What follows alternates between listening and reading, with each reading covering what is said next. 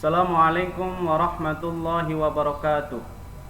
Apa kabar teman-teman semua? Semoga teman-teman semua senantiasa diberikan kesehatan, juga dipanjangkan umur, diberikan kemudahan kelancaran terutama di dalam belajarnya, dan teman-teman dapatkan ilmu yang bermanfaat dunia dan akhirat. Amin ya Allah ya rabbal alamin.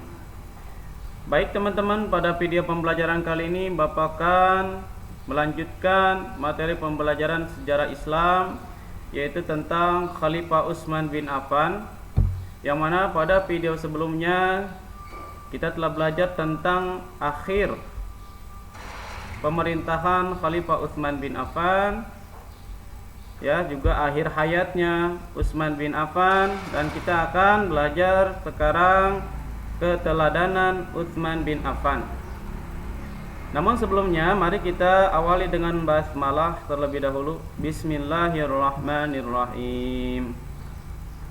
Baik teman-teman, setelah kita mempelajari daripada kepribadian Utsman bin Affan, ada keteladanan sifat-sifat positif yang harus kita teladani di dalam kehidupan kita sehari-hari. Di antaranya apa? Yaitu dermawan. Dermawan, tanda kepedulian sosial seseorang adalah kemampuannya menyedekahkan atau mendarmakan harta yang dimiliki.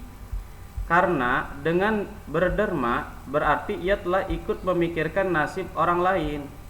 Secara sadar, hakikat dari harta yang Allah titipkan kepada seseorang, terdapat hak orang lain yang harus kita kasih kepada orang lain atau kita sedekahkan.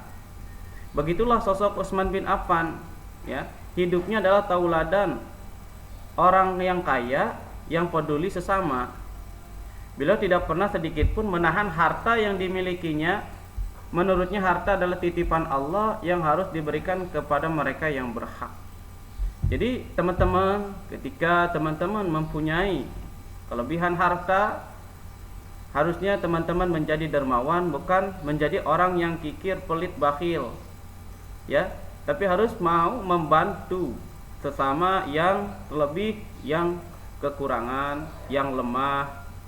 Itulah tanda daripada seorang muslim yang baik, dan sebagai implementasi daripada keteladanan kita meneladani Khalifah Utsman bin Affan.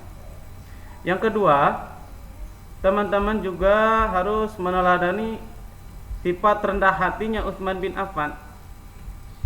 Utsman bin Affan itu kaya raya, orang yang sangat kaya raya, tapi tidak sombong dengan kehartanya, ya, dan tidak takabur. Beliau senantiasa hidup sederhana, berpakaian apa adanya, serta makan apa adanya pula. Dalam sebuah riwayat disebutkan bahwa harga pakaian yang dikenakan Utsman bin Affan hanya seharga 4 dirham. Masih kalah dibanding dengan pedagang-pedagang lain yang pada masanya itu harga pakaiannya aja mahal-mahal. Jadi Utsman bin Affan sama sekali tidak memanfaatkan kekayaannya untuk menopang hidupnya sendiri. Beliau lebih suka menyantuni orang-orang yang kelaparan, orang-orang tertindas, dan memerdekakan budak. Aktivitas sosial seperti inilah yang dilakukan selama hidup beliau. Sejarah mengabadikan hidupnya penuh rendah hati, kedermawanan, dan kesederhanaan. Jadi teman-teman harus meneladani rendah hati. Jangan tinggi hati atau bersifat sombong dengan apa yang kita miliki, ya. Walaupun misalkan kita udah kaya raya, tapi kita tidak boleh bersifat sombong, karena sombong hanya pantas, sifat yang pantas melekat hanya kepada yang berhak sombong. Siapa? Allah Subhanahu wa ta'ala. Makhluknya nggak ada yang harus sombong, nggak ada yang boleh sombong, ya. Makanya tidak akan pernah masuk surga orang yang di dalam hatinya terdapat sekecil apapun sifat sombong. La yadkhulul jannata man kana fi qalbihi mithqala dzarratin minal kibr. Begitu teman-teman. Oke, yang ketiga, pemalu. Teman-teman juga harus memiliki sifat pemalu, tapi bukan malu-maluin. Pemalu di sini apa? Ya. Sifat pemalunya Utsman itu malu termasuk akhlak Islam. Utsman bin Affan pemalu terhadap Allah. Hasan al-Basri pernah menceritakan tentang beliau. Suatu hari Utsman sendiri di rumahnya, jadi tidak ada siapa-apa dan tidak ada seorang pun menemaninya. Pintu tertutup, namun beliau tidak membuka pakaiannya ketika sedang mandi, ya. Jadi beliau gak pernah mandi itu telanjang gitu. Karena saking malu karena siapa? Sama Allah. Gitu. Rasa malu yang mendorong berbuat seperti itu, teman-teman.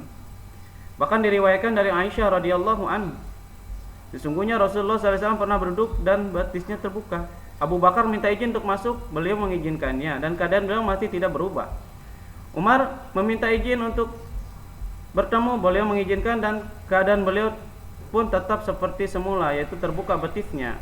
Utsman kemudian datang meminta izin untuk masuk, Rasulullah segera merapikan pakaiannya. Aisyah bertanya, mengapa beliau merapikan pakaiannya?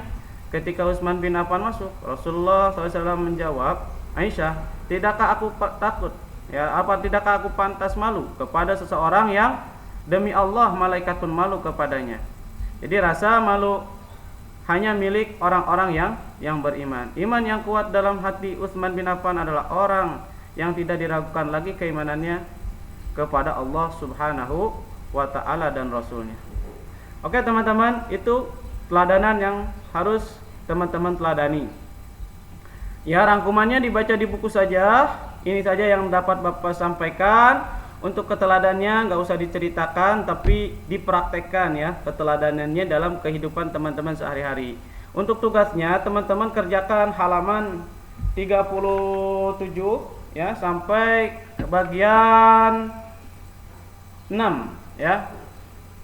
Tidak usah dulu dikumpulkan, dikerjakan saja dan nanti insya Allah kita koreksi pada pertemuan berikutnya. Kurang lebihnya Bapak mohon maaf. Assalamualaikum warahmatullahi wabarakatuh.